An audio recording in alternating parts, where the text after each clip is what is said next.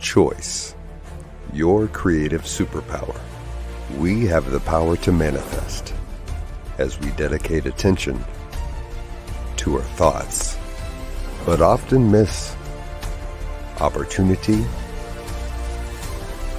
to achieve the greatest good.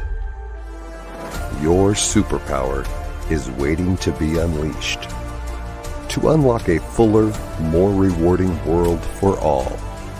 Join us every Thursday at noon Mountain Time for Choice, your creative superpower with Zoe Muro.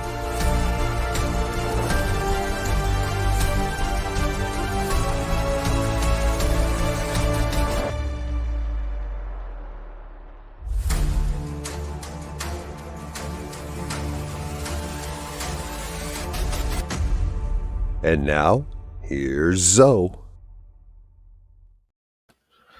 Hello, folks. Welcome to the New Thought Media Network. My name is Zoe Muro, and I'm honored to be your host for Choice, Your Creative Superpower. We're here each Thursday at 11 a.m. Pacific Time, that's 12 noon Mountain Time, to consider how you can use your superpower to create your life experience for the greatest good. So if you're coming back, so good to spend this time with you again. And if this is your first time, well, welcome. I'm a religious science practitioner at the Oakland Center for Spiritual Living in Northern California, and I'm also a transformational coach. I work with people who are looking to live their lives to the fullest. In today's episode, which is episode 20, we'll be exploring choice and wellness. Now, I went back and forth several times trying to decide if I wanted the topic to be wellness or well-being. Now, I've used the terms wellness and well-being interchangeably, but quite honestly, it's not necessarily something that's agreed upon universally. Well-being is often represented as being more inclusive than wellness. According to the dictionary, wellness is the quality or state of being in good health, whereas well-being is the state of being happy, healthy, or prosperous. So it's adding the aspect of quality of life to physical health. However, Dr. Bill Hetler, the co-founder of the National Wellness Institute, developed a model called the 6 Dimensions of Wellness. And that model encompasses the following: wellness relating to aspects of the occupational, physical, social, intellectual, spiritual, and emotional side of your life. Okay, occupational, physical, social, intellectual, spiritual, and emotional.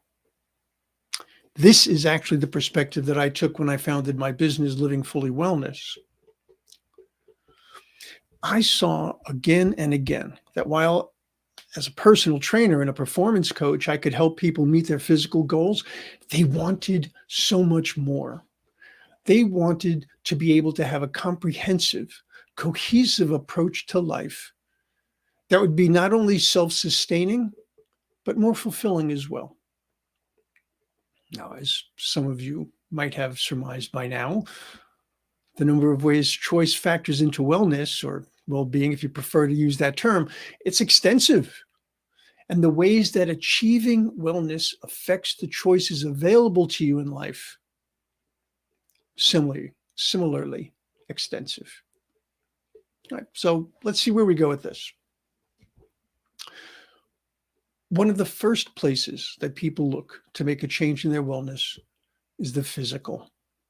Now, truth be told, it's actually one of the simplest places to make significant changes, even if it's not necessarily the easiest. Remember, simple and easy are not quite the same. Now, you can look at the scale, or you can look at how your clothing fits, or you can sense whether you feel comfortable in your body, or you might see the results of medical tests. One or more of these could tell you pretty quickly if you see a need to make a change. So what's the first choice? What's the best choice? Now, quite honestly, I'm not a big proponent of associating one's physical health with a specific weight or size. because they can be wildly inaccurate in determining true health. I prefer to look at how a person's body is performing, the level of comfort and capabilities and limitations that they experience. These are factors that indicate physical wellness or a lack thereof far more accurately than a scale or a tape measure, or frankly, what society might think.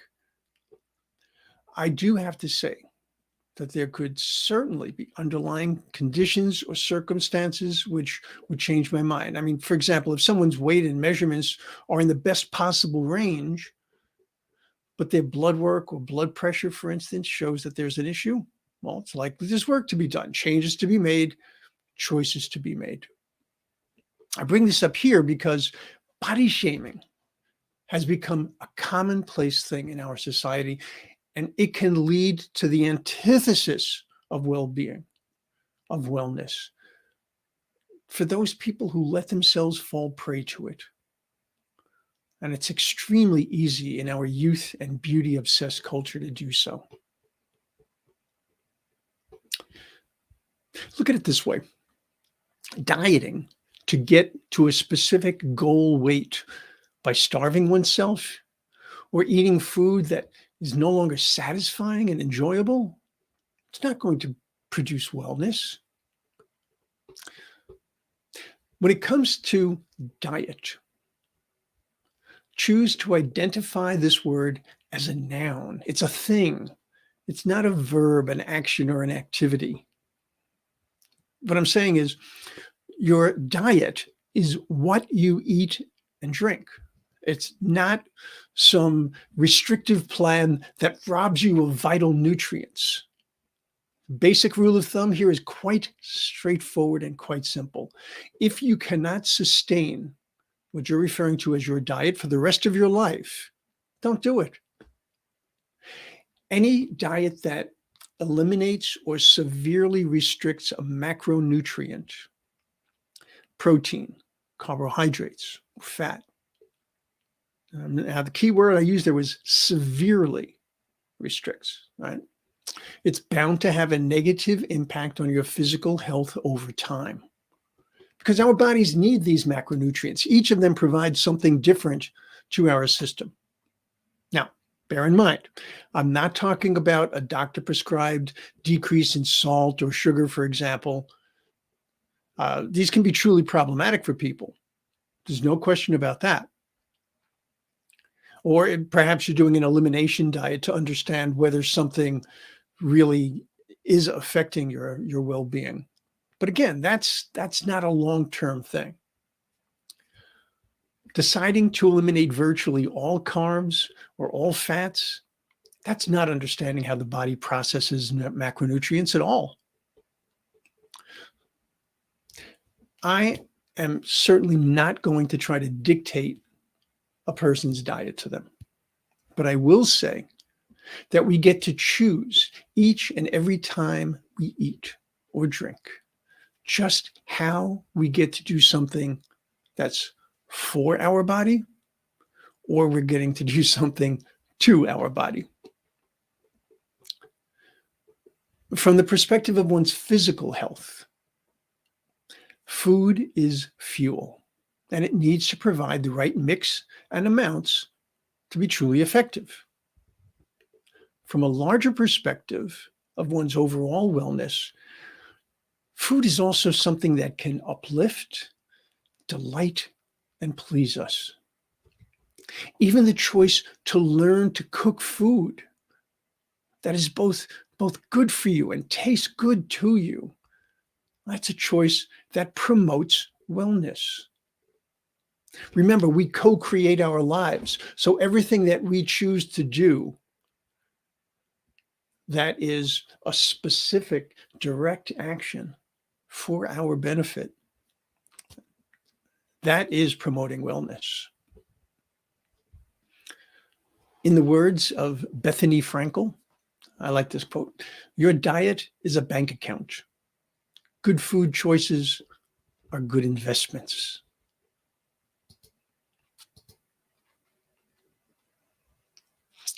Oh, hey, Fiona. Good to have you here.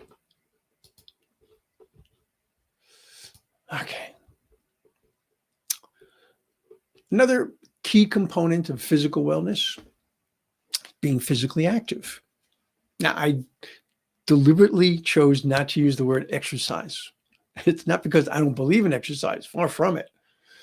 Rather, it's just that some people, they just don't see exercise as being enjoyable or sustainable for them. And I get it. I get it.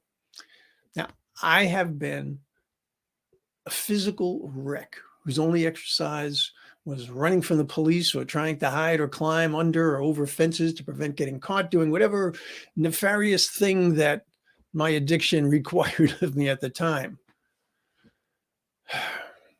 I've also been a total gym rat.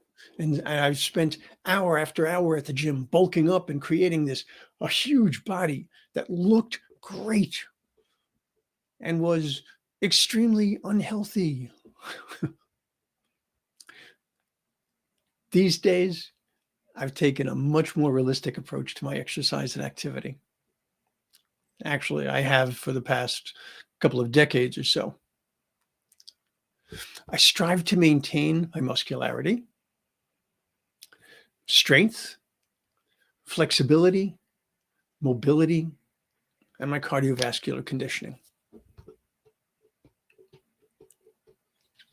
I encourage you to choose activities that not only help you physically, but they also provide a sense of enjoyment or perhaps a sense of accomplishment.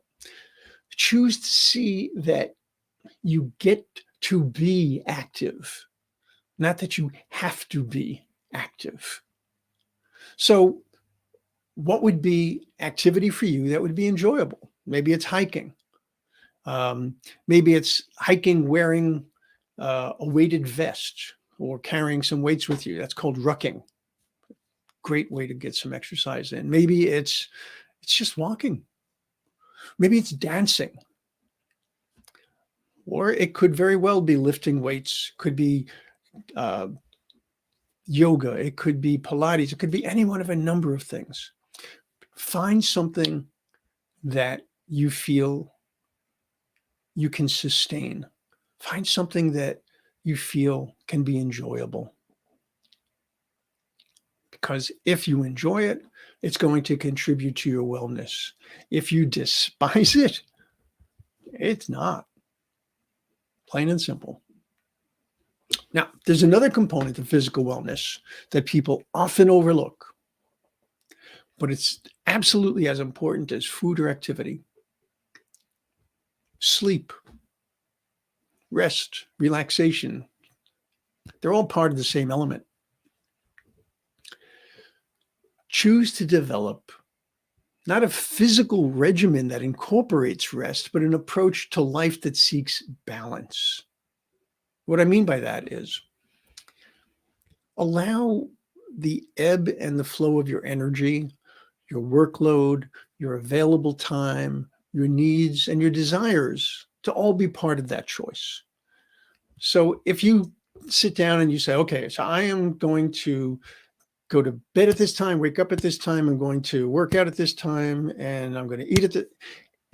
If you create this rigid schedule for yourself without allowing yourself to feel how energy changes and to accommodate that, that's not necessarily going to enable your greatest sense of well-being, your greatest sense of wellness. Recognize that we are creatures that deal with a continual balance, a continual sense of flow. All right. And finding that rhythmic balance is really the answer. You know, I don't know why this comes to me, but those of you who are old enough to remember, there was a comedian named Billy Crystal. He played a character on Saturday Night Live years ago based on the actor Fernando Lamas. And one of the catchphrases was, "It is better to look good than to feel good." Yeah, I'm not going to do the cheesy accent. While I think few people truly believe that, watch the choices that you make to ensure that you're staying true to yourself. I mean, do you wear shoes that look great but fit badly, but they're so stylish?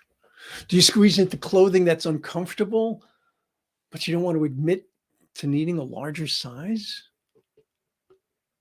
Um, are you a guy that does that thing with the pants where when they no longer feel comfortable at your stomach, you just keep moving them down lower and lower? Do you ignore your friends' concerns that you're dropping too much weight because you want to reach the same weight you were when you were 20? Although I don't honestly know why. Folks, let your choices support your wellness, not impede it.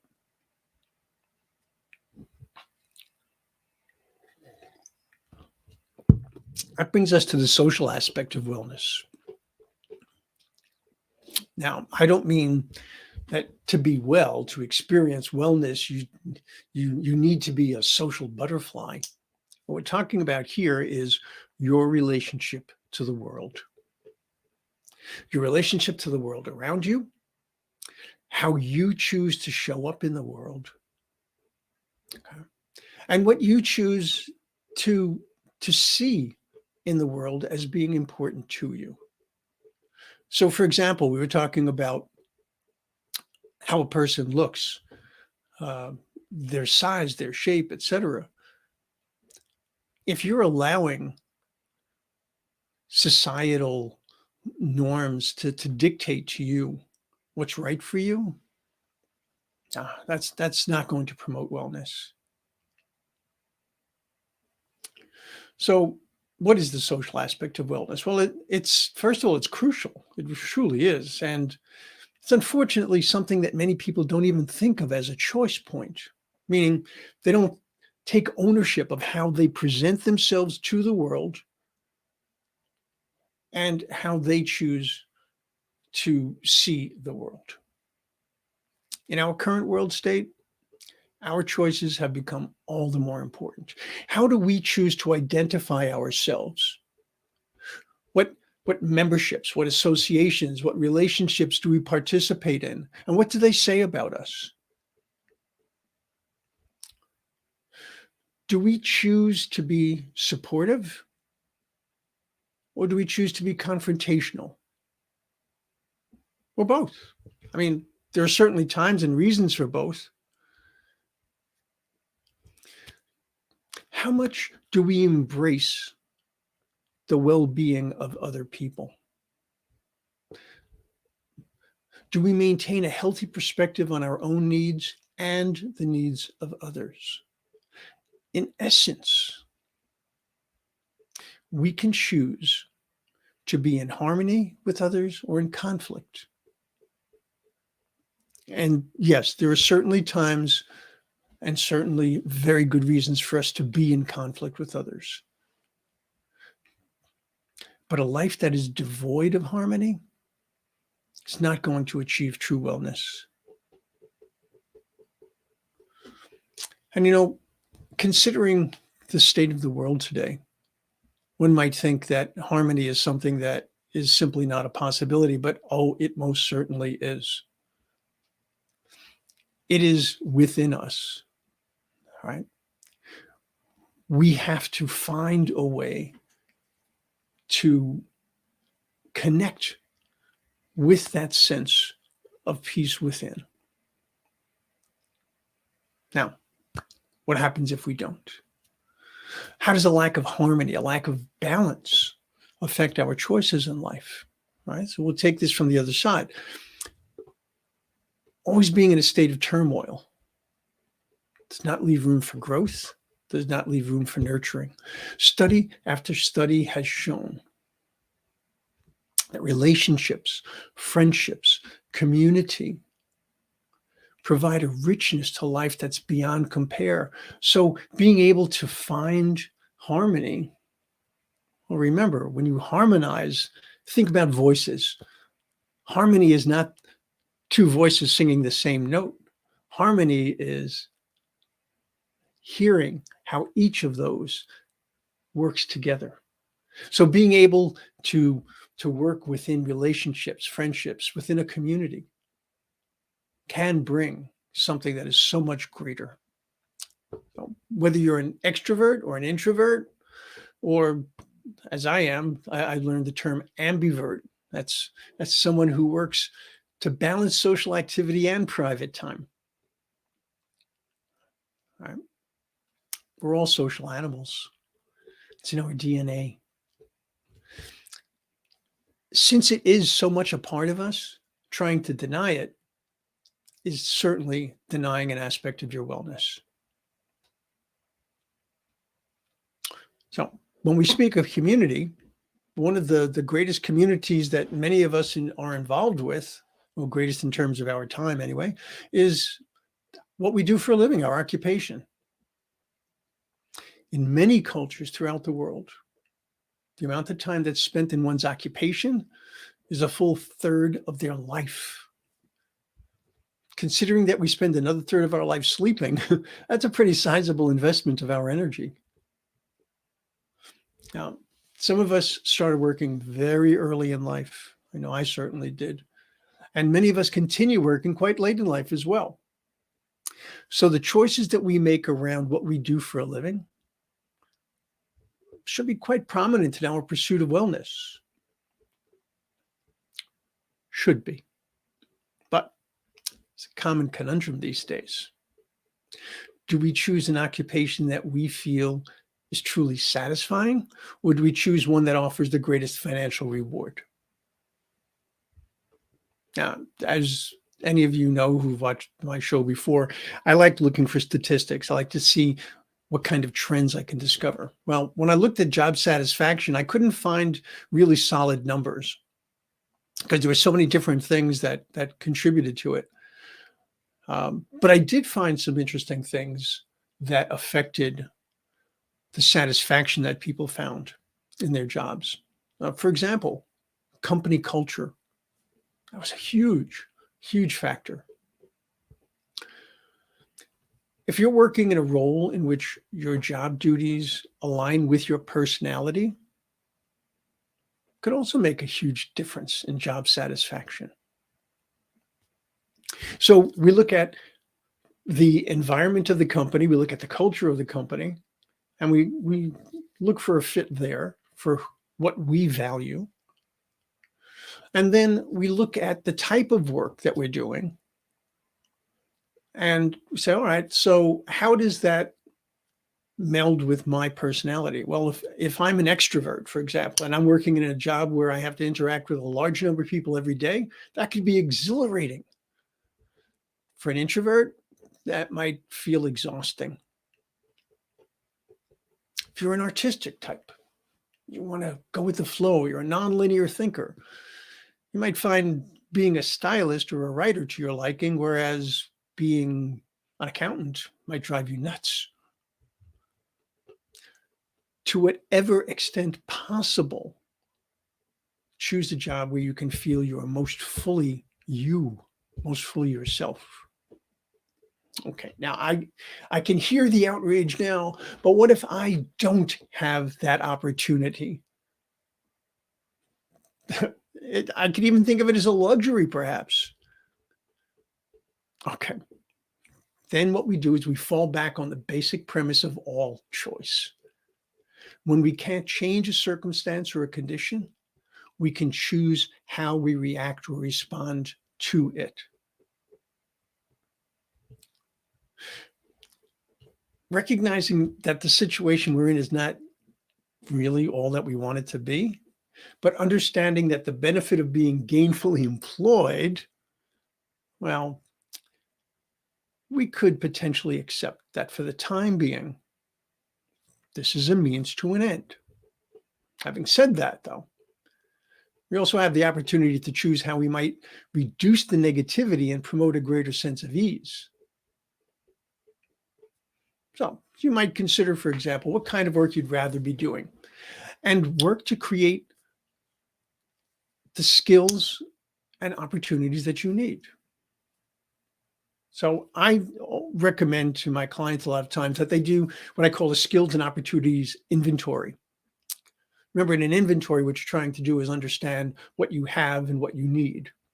So if you will realistically and honestly consider what skills you have that are marketable and applicable to the type of work you want to be doing, um, and consider what connections or relationships you have that could provide this possible alternative employment, that could be a tremendous benefit to you. But of course, as you're doing this, you're also going to look and see, well, what am I missing? What don't I have? What do I have to develop? So while you are in a job that might not be fulfilling, you have the opportunity to develop the skills, to develop the contacts, to develop the situation, which will over time enable you to get that better job. And knowing that you are pursuing that, knowing that you are taking responsibility, that you are taking charge, can indeed reduce that feeling of stress. Essentially, what we're talking about is remembering that you are the co-creator of your life experience, and you have a say in it, most certainly, as to how this is going to unfold. Your life is not meant to be a passive experience. Choice gives you the opportunity to empower yourself.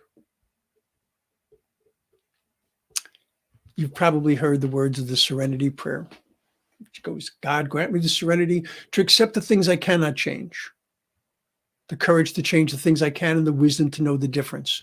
Well, folks, I believe most firmly that the serenity, the courage, and the wisdom that we seek in the words of that prayer, they're already part of who and whose we are. We can choose to be actors or reactors, but we want our choices to be made from a place of purpose, never from a place of resignation. No, I never know where these explorations of these topics will lead me. But I am finding that this particular aspect of wellness, occupational wellness, it's been a very large part of my life's work. Not only helping others find their way through the challenges of what they've been doing, but for myself, I've held jobs out of simple and absolute need. I've both jumped at and shied away from tremendous opportunities. I've reinvented myself a number of times over the years before I found what I believe to be my true calling. And that's what I believe today, because I always remain open to that calling, open to hearing, not what I think I want to hear, but what is truly being said. And I can assure you that my happiness, my enjoyment, my sense of fulfillment has risen exponentially with each reinvention. Let me correct that. I'd be more accurate to say with each clearer understanding of what I am meant to do in the world, how I am meant to show up in the world. Wow. I don't even think we're halfway through what I want to talk about here relative to choice and wellness. So without a doubt, I intend to continue this discussion next week. And, it might even turn out to be more than that. We'll have to see how this unfolds. In the meantime, if there's anything that you would like to share with me about your thoughts or your feelings around choice and wellness, or if there's an aspect of choice and wellness that you want to make sure that I explore, please let me know. You can either put something into the chat, or you can send me an email at zojimiro@gmail.com. I'm always interested in hearing your ideas for topics and what you'd like to see me cover. So please do feel free to use that email. As much as I am honored that you spent time with me this week, I'll also invite you to go to ntmedia.org. Check out all that we have to offer. There's so much. 12 noon today, Pacific time.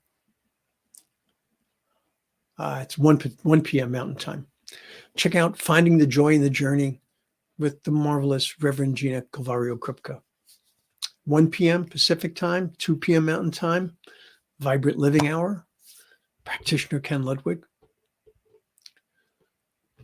Are you looking for prayer, meditation, information, discussion? We've got it. We've got that, and we've got more. We even have music. If you're looking for New Thought music, go to ntmedia.org/listen.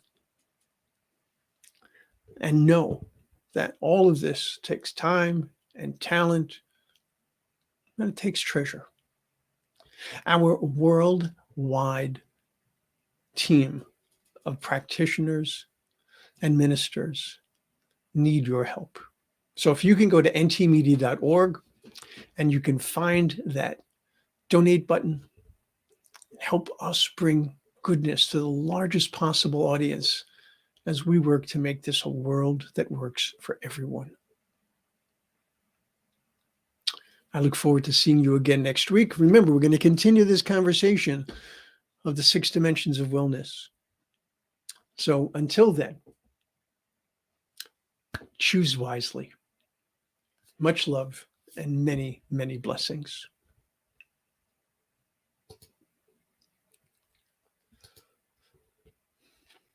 Choice, your creative superpower. We have the power to manifest as we dedicate attention to our thoughts, but often miss opportunity to achieve the greatest good. Your superpower is waiting to be unleashed to unlock a fuller, more rewarding world for all. Join us every Thursday at noon Mountain Time for Choice, your creative superpower with Zo Muro.